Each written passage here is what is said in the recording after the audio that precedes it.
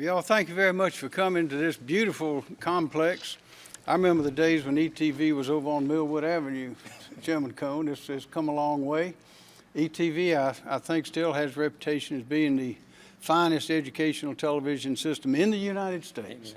And we want to build it. We want to grow because its capacity is enormous, and it certainly fits our needs, Mr. Spearman. Today, I'm pleased to announce that the state of South Carolina will be investing $1.3 million to expand datacasting at SCETV. Datacasting is the one-way broadcasting of data or information through television signals. While datacasting has traditionally been used to support public safety, the opportunity and technology now exists to use datacasting to deliver lessons, assignments, and educational content to students with limited or no internet access. And about 20% of our state does not have good internet access. That is what this is aimed at. Datacasting is not a replacement for broadband. Instead, it is an intermediate solution until broadband can be expanded. And also, this datacasting capability that we have at ETV can be expanded in other areas as well. We are building. South Carolina's ETV broadcast signal currently covers 98% of the state. If a student can receive SCETV over the air, then datacasting is a viable option for the student to receive instructional content, that is, school lessons. We're taking the schoolhouse to the child. Currently, SCETV is piloting this initiative in 3 places: Fairfield, Jasper, and York 1 school districts. I want to recognize representatives from those districts who are with us today, and their leadership, of course, is much appreciated. They are Dr. J.R. Green, Superintendent of the Fairfield County School District. Hold up your hand, please. Thank you. Dr. Rochelle Anderson, Superintendent of the Jasper County Schools, and Tim Cooper, Public Information Officer for York School District Number 1. Excellent. Thank you for being here. Also, I want to recognize State Superintendent of Education Molly Spearman, whose department will be collaborating with SCETV to expand datacasting to approximately 5,000 students across 34 school districts that were significantly impacted by the coronavirus pandemic. This collaboration between SCETV and the Department of Education will expand educational opportunities throughout our state. And that is our goal, is to cover the whole state with educational opportunities of the highest caliber. I also want to express my appreciation to members of the General Assembly who are here today and participated in this effort. Senator Thomas Alexander, Representative Terry Alexander, Representative Annie McDaniel, and Representative Ray Felder, and Senator Margie Bright Matthews. I also want to thank the taxpayers who made this money available. Thank you. We'll try to keep them as low as we can and spend them very wisely. Back in May, the General Assembly allocated $155 million from the state contingency reserves to create the COVID-19 Response Reserve Account. That was a wise move. They authorized the governor to use these funds to protect the health, safety, and welfare of the public as a result of the COVID-19 pandemic.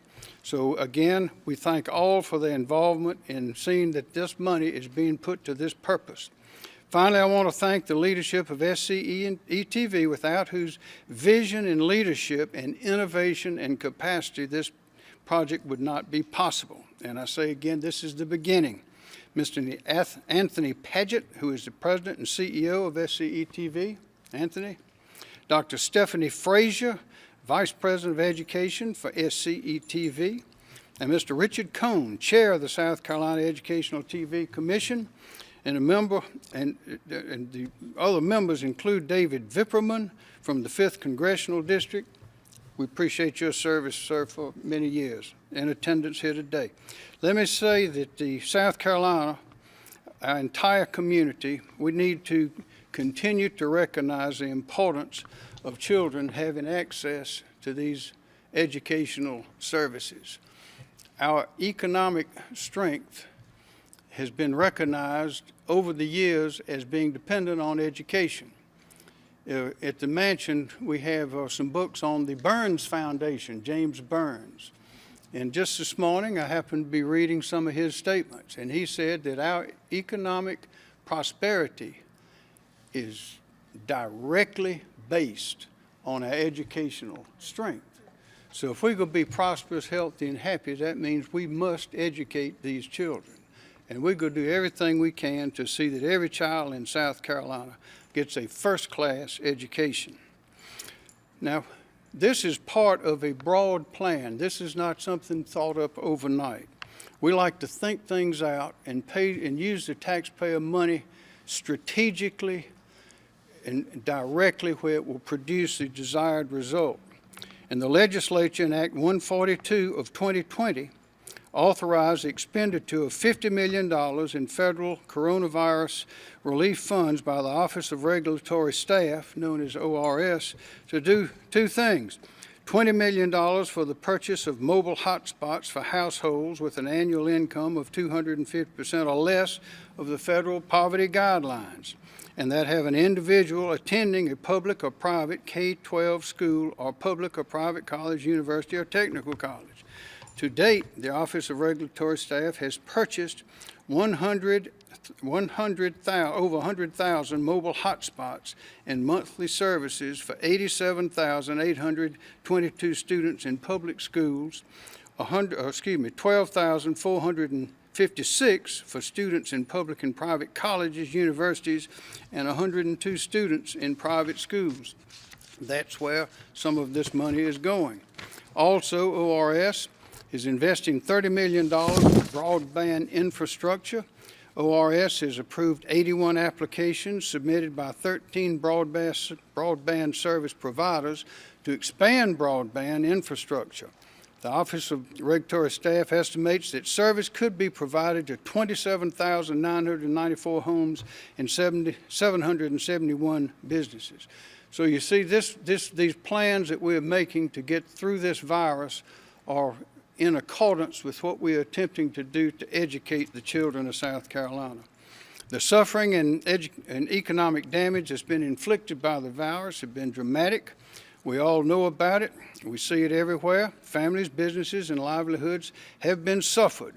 But we are moving out of that in South Carolina. We are innovating, we are thinking, we're imagining ways to do things better with the things that we have. And we have enormous talent to do that, and you see some of that represented here today before you. Children have lost valuable learning progress due to the schools being closed. They've been isolated from their teachers and friends and daily routines, and we know that this isolation and uncertainty has impacted the mental health of our children as it has others in dislocated working families, and we are attempting to do all we can to correct that and make us stronger. This investment today will help ensure that our students who live without access to broadband will be able to keep up and access key educational content and lessons plans. So we're making progress, steady progress. We will make more. We have the whole team is on the field collaborating, communicating, and cooperating, and I can assure you that South Carolina will shine. Superintendent Spearman, Thank you, please. Governor. Thank you, sir. Good morning, everyone. Back in July, we were proud to announce that South Carolina was one of 11 states chosen for a Rethink K-12 Education Models Grant. The grant, which is funded by the CARES Act, is meant to support states' efforts to create new, innovative ways for students to continue learning in ways that meets their needs. South Carolina's 3-year grant, titled Return to Learn, was funded at $15 million and has a goal of providing all South Carolina students with a high-quality, robust digital education through remote learning and through digital resources that can be accessed via a myriad of platforms. Our objectives are to increase availability of remote learning to students and teachers in areas that lack broadband access, improve educational resources by developing and curating engaging high-quality content, increase teacher experience, confidence, and proficiency with remote learning, and improve communication between families, teachers, and schools to support remote learning. To help us fulfill these goals and objectives, we join with our good friends at ETV. And I remember the day that Anthony Padgett called me and said, I got an idea. Will y'all help us? And we were so happy to step up to the plate, and also working with the Education Oversight Committee. This partnership between ETV and the Department of Education through datacasting will allow ETV to transmit files, videos, and other computer data to computers through the broadcast signal, an inexpensive tuner, and a little TV antenna. This will provide students and educators who do not have broadband internet access with the same instructional content and educational resources that would normally require an internet connection. This partnership, in addition to what the legislature has funded, is a little over $800,000 for 3 years, $2.4 million. And through this grant, we will be supplying the student portion of equipment that they need in their homes, while this will help provide what ETV needs to get those data files and that information out to the families. This is really a true collaboration. It's a step in the right direction. Doesn't solve all of our problems. If there's anything good that's come out of this pandemic, is that everyone in the state is working together to improve broadband capability for all citizens of South Carolina. And we are so happy at the Department of Education to be a part of this. Thank you, Governor. Thank you. Very good. Senator Alexander, and I know you have a committee meeting starting in Now, two yes, minutes. yes. So I'll be brief. How about that? And thank you. It's a pleasure to be here this morning with you, Governor, and with the Superintendent, my colleagues, the Senate, and the House of Representatives, and ETV. Couldn't agree with the Governor more that ETV is the standard of educational TV across this country, and we are so grateful for all your efforts and your vision of this partnership that's being with the datacasting and the partnership with the Superintendent of Education, Department of Education. We're doing a lot of work in the broadband. This datacasting, though, is a part of the puzzle. It is a piece of the puzzle that's vital at this particular time to help meet the educational needs of our children. As been mentioned earlier, the General Assembly has been very supportive. I will tell you that Chairman Leatherman, before the virus, had already charged me and others with looking at the expansion of broadband throughout the state of South Carolina to unserved areas. Since this virus, that has been expedited, and Superintendent of Education, I couldn't agree with you more. I've never seen anything that has united the General Assembly like trying to get broadband to the communities, the unserved parts of South Carolina. I'm grateful for the leadership of the General Assembly. I'm grateful for Chairman Smith over on the House side and the colleagues there. I know I've worked very closely with Senator from Darlington, Senator Malloy, Senator Scott from here in Richland County, Senator Shaheen from over in Kershaw, Senator Davis from down in Beaufort, others up in the upstate. It really shows that this is something that's important for us to meet the unmet needs of not only the students, but the families and economic development. So broadband, and we can't get there fast enough, but we're working, and it will take time to get broadband in all the communities across South Carolina. But that is the reason that this datacasting is so critical at this particular time to help be a part of that puzzle. So thank you for what you're doing, Governor and Superintendent and my colleagues, and together with all collaborating, communication together, and coordination. I believe that's the 3 C's. Cooperation and coordination. Cooperation are the things that really will bring this to a great success for South Carolina. And I look forward to that bright future that we have when we have broadband going in these unserved areas. And again, teaming up with ETV as we meet these challenges with the data casting that will help us in this particular critical time. So with that, I've overstayed my time. I'm going to the Senate Finance Committee, so thank you. Thank you all very much. Thank you. Thank you. We appreciate it. Chairman Richard Cohn. Good morning. My name is Richard Cohn, and it's my privilege to serve as chairman of the ETV Commission. I'm very grateful to my friend, Governor Henry McMaster, for making this announcement today and for supporting the critical initiative. Today is about innovation, resourcefulness, and commitment. SCETV's commitment to the people of this state. We're here to serve all of South Carolina and to make a positive impact on the quality of life. We have a unique set of technology and tools at our disposal. It's our duty to use those things in any way we can to benefit the state. Most students across South Carolina started their school year in some form over the last several weeks. Unfortunately, during this time of social distancing and remote learning, there are too many students without internet access at home. We're here to change that. Datacasting will help us better serve those households that don't have an adequate broadband connection. Through datacasting, SCETV can transmit files to computers and smart devices using inexpensive tuners and TV antennas. With these two pieces of equipment, educational content can be received via SCETV's television signal. This is truly a game changer. Before closing, I again want to thank Governor McMaster for his support. I know this is one of his pet projects, and he is very high on education. We believe datacasting will be a critical resource for our education community, not just for the remainder of this pandemic, but for years to come. Thank you very much. President and CEO Anthony Paget, SCETV.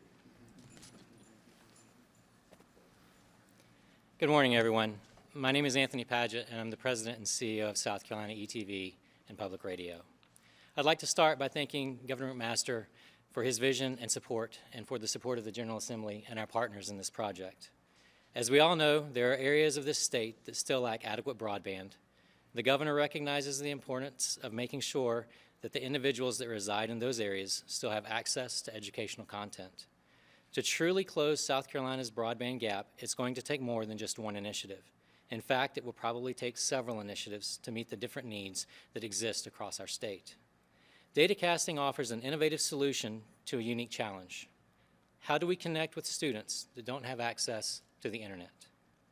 Utilizing our existing television infrastructure, datacasting allows for the one-way transmission of content over a broadcast signal to computers and smart devices. Although datacasting has been used in public safety for years, this is the first time it's being used specifically to support education. Of course, SCETV isn't alone in executing this initiative. We're joined by our partners in a collaborative effort between our agency, the South Carolina Department of Education, our technology partner SpectraRep, and with continued support from Governor McMaster and the General Assembly and the state of South Carolina. We are deploying a phased approach to this initiative. South Carolina schools and districts will participate over the next 12 months in pilot districts including Fairfield, Jasper, and York County School District 1. Conversations are ongoing with other partners across the state as well.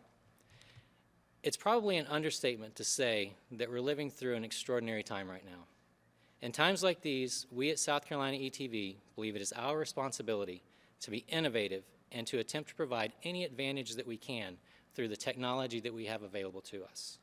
That's exactly what this datacasting initiative is all about. Again, I thank you, Governor McMaster, for your support, and I look forward to developing this initiative further throughout the 2021 school year. Thank you. Thank you. Representative Ray Felder. Thank you, Governor, and thank you, ladies and gentlemen, for being here today. I'm Ray Felder. I chair the K-12 subcommittee with the House Education and Public Works. Today started out a little cloudy outside, but this news is a ray of sunshine for South Carolina students and the families that are trying to do the best with the virtual learning across our great state. I have a tremendous amount of thanks and gratitude to ORS and the Department of Administration. They have done yeoman's work in record time to advance contracts for broadband expansion. But our students and our families needed more, and they needed it faster.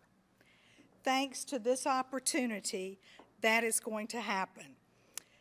This contract to have ETV and datacasting is going to give students and families what they need for a short-term possibility to continue the opportunity of learning in a virtual environment.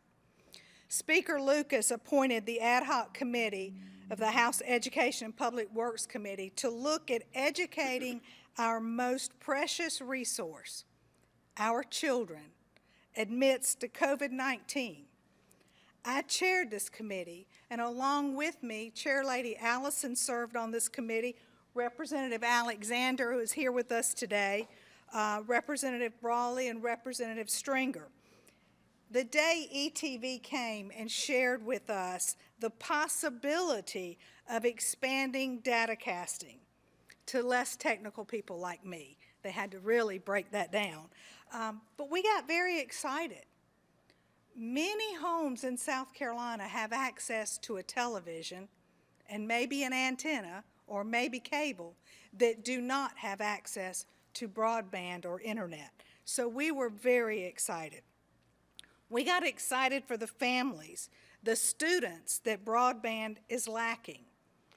We got excited for the families and the students where the My Wi-Fi that the State Department has worked so diligently on is not a consistent source for virtual learning. We got excited because this expansion of datacasting is a giant step for rural South Carolina. ETV, I thank you. I thank you for working with our state's leadership, fulfilling a commitment that leadership has made, a commitment to provide resources and opportunities to all of South Carolina students, regardless of their zip code. I thank you, Governor McMaster and Speaker Lucas, the State Department of Education, all of my colleagues in the General Assembly, and of course ETV, because today we are putting children first. We are all in this together. Thank you. Thank you very much. Thank you, Ray. Okay. Wonderful. Are there any questions? Governor, this is a one-way signal, right? That's right. Once students complete their assignments, how are they supposed to turn them in? Okay. I'm actually going to ask our Vice President of Education, Dr. Stephanie Frazier, to elaborate on that a little bit.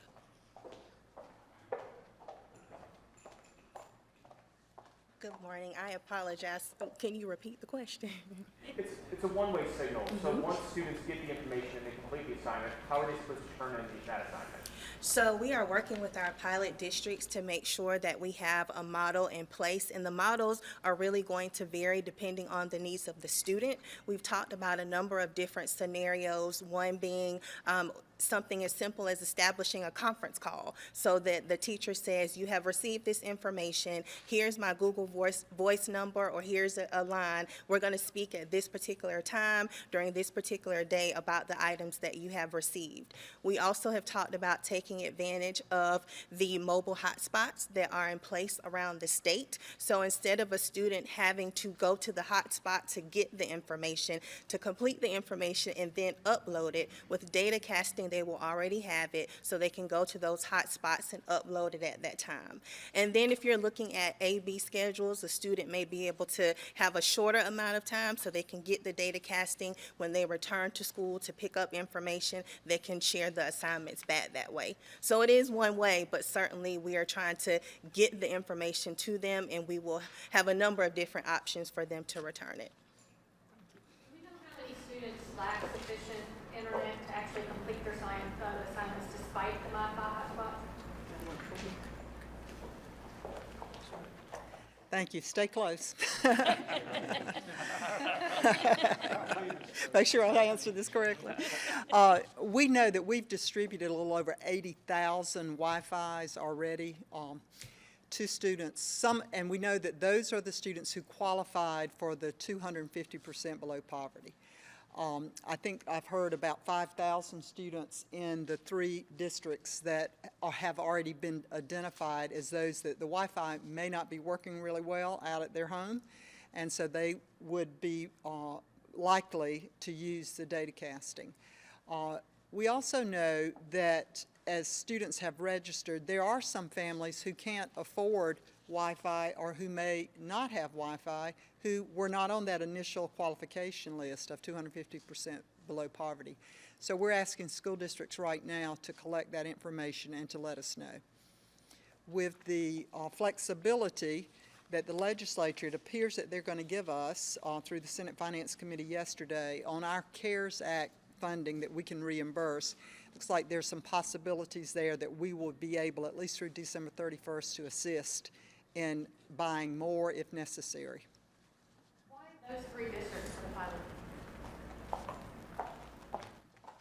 So there were a number of factors that went into establishing the districts. We looked primarily at the group of districts who have been identified as being disproportionately impacted by COVID. There's about 34 districts in that group. We also looked at the relationships that we have with districts based on other projects that we have in play, as well as recommendations from the State Department of Ed and those districts who have a large number of students without broadband access. So there's a large number to pull from, and we certainly hope that we can touch each of those areas. But the 3 that we picked were the ones that rose to the top during the assessment. You say disproportionately impacted. What does that mean? So there was a scale with a number of different factors that looked at the number of COVID cases. They looked at broadband access. It looked at household income. So there was a formula at play that was identified by the State Department of Education as we were working with the governor's office to do a number of different projects. So we're starting with 3 districts. How soon are we moving across the state? So we are right now working diligently to deploy receivers in those 3 districts, though that will start in October. We are hopeful that we will get additional receivers into households later this fall, but definitely at the top of the school year, we will begin to get closer to scalability in terms of reaching those 5,000. And obviously, school districts have started across South Carolina. Last day was yesterday was the last day for all of them to be on board. Why are we so late in doing this? Well, I will say that certainly data casting is a technology, and certainly my president may want to speak more to this, but we explored this technology in response to the pandemic, and it is certainly something that has been at play, but we have spent the past several months transitioning something that, was designed for public safety to support education. So it's been moving as quickly, I think, as we can. Do you want to add something? Okay. We have been working all summer on this. It takes a while. In fact, the grant that we wrote to support the families part of this that I talked about we started working on that as soon as it was announced, late April, May. We started writing that, so it takes a while. I will say, though, that our school district folks are in very close contact with families, and many of them, there are different models happening. But for those students, if we know that the Wi-Fi is not working, they are making strides to correct that. I know particularly down in Calhoun County, for instance, they're actually bringing in some students, and we're offering our school buses to bring students to either the school or a place where Wi-Fi is available. So it's not ideal. They can't work on that all day long. But we have been working all summer together to get to the spot where we are right now. But we're not going to just leave a child stranded. We've given permission for buses to be used and for some type of response to every family if they don't have Wi-Fi in their house. And Just to add to that a little bit, the one thing that I wanted to mention is that what we're talking about today, specifically with datacasting, didn't exist 4 months ago. This is something that's been created, as Superintendent Spearman said, over the past 4 months, and there's been a lot of hard work and a lot of diligent effort that's been placed into it. There's a technological component that has to be ordered from a manufacturer, implemented, tested, and deployed throughout the state as well. That work started very early on. As a matter of fact, as soon as we launched our at-home learning initiative last March, we started working on this project. And it's taken some time for all of it to come together, for the funding to come in. But honestly, I'd have to say, if you look at the pace at which this has been made available, it's kind of record-breaking in my mind, and that there's been a lot of hard work and a lot of effort that's been put into it. Yes, ma'am. Over here, yes, ma'am. So I have a question on how exactly it'll kind of work. So will the teacher need to record and then that will play, or can you kind of go into exactly what the rundown of this will look like on the student's end, and then also what the teachers will have to do to prepare their lessons and make sure that for different grade levels and all of that kind of layout? There's several scenarios that we've outlined related to that, and I'll let Dr. Frazier speak a little bit more about that in a moment. But as part of that too, one of the things that we really like about this system is its flexibility and how agile it is for the teachers to work with. You've often heard us refer to this throughout this meeting or this conference as a pilot project. And that was somewhat done intentional. It was done in a way so that we could work with teachers and administrators to develop a tool that was useful and relevant for them and the students in the classroom or at home. Because we didn't just want to provide a service and say, here you go, figure out how to work with it and figure out what to do with it. It's something that Dr. Frazier and her team, and working with our partners, has really designed from the ground up to be utilized by the teachers and the students in a way that's meaningful and impactful for them. Dr. Frazier, if you'd like to stand on that a little. So the interface is designed to simulate, to the extent possible, a web experience. So what the students will see on their end looks very much like a web page. They will be able to click on something and it will say, hey, you have new content, almost like you have new mail. They can click on it to see the files that have been datacast to them. We are working with our districts in the pilot to make sure that on the teacher end, they understand the interface, and it really will just be an intuitive point and click. If they are uploading something to their learning management system, then they will be able to upload it for data casting as well. You had one, sir? Yeah, when do we expect this to be rolled out to other areas of the state?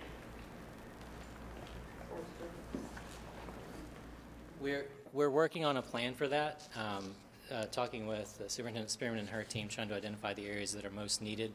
We focused on the pilot districts that we've been talking about based on the information that Dr. Frazier shared earlier, but we are looking at a scalability approach to this as well, and trying to identify the areas that are most needed and most impacted. And as Superintendent Spearman referenced earlier, we know we're going to find some areas that might be a one-off, where there's just an area that has absolutely no service or very limited service, and this is the only option they have. And so we would obviously, pull things together and make something happen in those communities as they're discovered. Yes, ma'am. So where will students get this equipment, and will they get the computer or tablet, or is it just the tuner and antenna that they'll be provided with? There's essentially three components that are needed to make this work. One is the device which you mentioned, which is a Wi-Fi enabled device. The other is an antenna and a receiver, and there's a couple of different options we have for the deployment of those devices. Dr. Frazier, I'll let you share some of your experience with the districts that you've had so far.